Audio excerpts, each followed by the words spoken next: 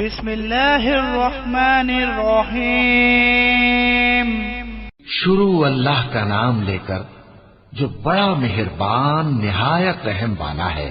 سب تعریف اللہ ہی کے لیے ہے جو آسمانوں اور زمین کا پیدا کرنے والا اور فرشتوں کو قاصد بنانے والا ہے، جن کے 2 اور 3 اور 4 پر ہیں۔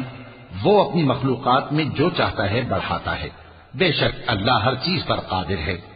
اللہ جو لوگوں کے لیے اپنی رحمت کا دروازہ کھول دے تو کوئی اس کو بند کرنے والا نہیں، اور جو بند کر دے تو اس کے بعد کوئی اس کو کھولنے والا نہیں، اور وہ غالب ہے، حکمت والا ہے۔ لوگو، اللہ کے جو تم پر احسانات ہیں ان کو یاد کرو۔ کیا اللہ کے سوا کوئی اور خالق اور رازق ہے جو تم کو آسمان اور زمین سے رزق دے؟ اس کے سوا کوئی معبود نہیں۔ پس تم کیسے الٹائے جاتے ہو؟ اور اے پیغمبر، اگر یہ لوگ تم کو جھٹلائیں تو تم سے پہلے بھی پیغمبر جھٹلائے گئے ہیں، اور سب کام اللہ ہی کی طرف لوٹائے جائیں گے۔ لوگو، اللہ کا وعدہ سچا ہے تو تم کو دنیا کی زندگی دھوکے میں نہ ڈال دے، اور نہ بڑا فریبی یعنی شیطان تمہیں اللہ کے نام سے فریب دے۔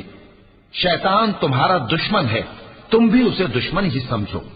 وہ اپنے پیروں کے گروہ کو بلاتا ہے تاکہ وہ دوزخ والوں میں ہو جائے۔ جنہوں نے کفر کیا ان کے لیے سخت عذاب ہے، اور جو ایمان لائے اور عمل نیک کرتے رہے ان کے لیے بخشش اور بڑا ثواب ہے۔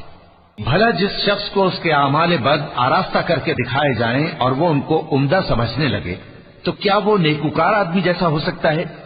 بے شک اللہ جس کو چاہتا ہے گمراہ رہنے دیتا ہے اور جس کو چاہتا ہے ہدایت دیتا ہے۔ تو ان لوگوں پر افسوس کر کر کے تمہارا دم نہ نکل جائے۔